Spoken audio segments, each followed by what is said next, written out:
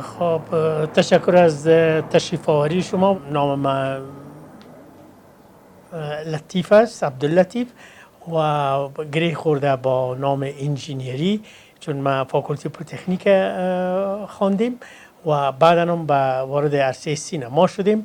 از اون خاطر مرا همه به نام انجینیر لطیف میشناسند و در امی فعالیت های سینمایی حدوداً 40 سال میشه که ما بدون وقفه کار میکنم.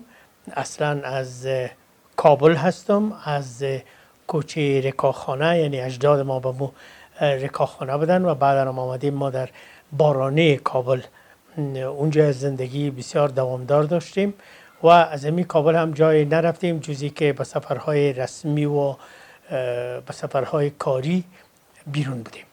اگر به کابل ما محبت نمی داشتم، اگر حب وطن در وجود ما نمی بود و من منتدار مردم کابل و حومه کابل و منتدار تمام مردم افغانستان نمی بودم، شاید من هم مثل بعضی های دیگه مهاجر می شدم و در یک کشوری می رفتم که اونجا از نظر امنیت آرام زندگی می کردم.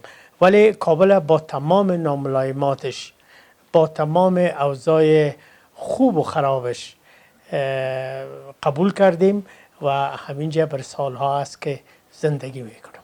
کابل برای ما همه چیز داده. آرام آرام بزرگ شدیم و اینجا درس خوندیم. معلمین بسیار با محبت، بسیار دلسوز که همیشه عملشان پدرانه بوده. من شاگرد از او استادا در لیسه غازی بودم. یکی از بچهای مکتب غازی هم که مرا چند بار دعوت کرد در بعضی از نشست‌های لیسه غازی را که می‌خواستن احیای مجدد بکنن، آقای خلیلزاد بود که او هم مکتب غازی را به پایان رسانده. کابل مهد تمام فرهنگ ها هست.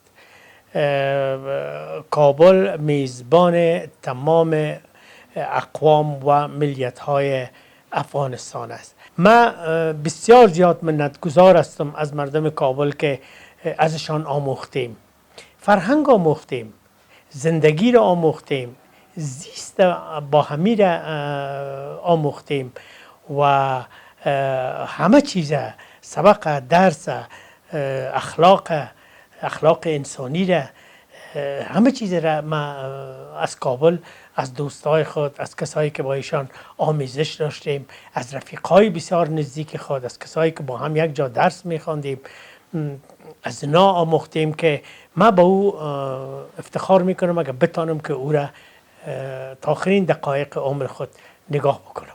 والا من برتان بگویم که از جرمنی گرفته تا به ژاپن، تا به فرانسه، تا به امریکا، تا به کانادا، تا به کشورهای آسیای مرکزی، یک زمان برای من تمام محبت ها فراوان بود و قابل پذیرش.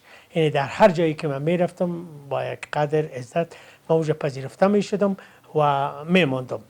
اما وقتی که در او کشورها سفر کردیم و حتی کوشش کردیم که پاسپورت های خود بتیم برای پذیرش از او کشورها، باز هم در دل ما یک چیزی گشته و دلم تپیده و گفتیم که نمیتونم اینجا زندگی کنم، من از کابل دور مانده نمیتونم. یک بارم در روسیه من یک دیپریشنی مرا گرفت که او را به نام هوم سک یاد میکنن، یعنی دق شدن پشت خانه، و روی من طرف دیوار بود برای یک ماه، یک و نیم ماه. نه نان میخوردم، نه چای میخوردم، نه قصه میکردم، نه گپ میزدم، هیچ خوش نداشتم بیرون برم. باز وقتی که به دکتر مراجعه کردیم گفت که یه هوم سک است و شما را اما درد وطن بسیار زیاد آزار میده. خوشبختانه اون وقتی بود که طالبان رفتن و حکومت موقت به میان آمد. به مجرد حکومت موقت به میان آمدن ما اولادای خود گرفته خیستم، پس آمدم در وطن. در این خانه که میبینین، در این خانه زندگی را آغاز کردم و پس دوباره کار خود شروع کردم.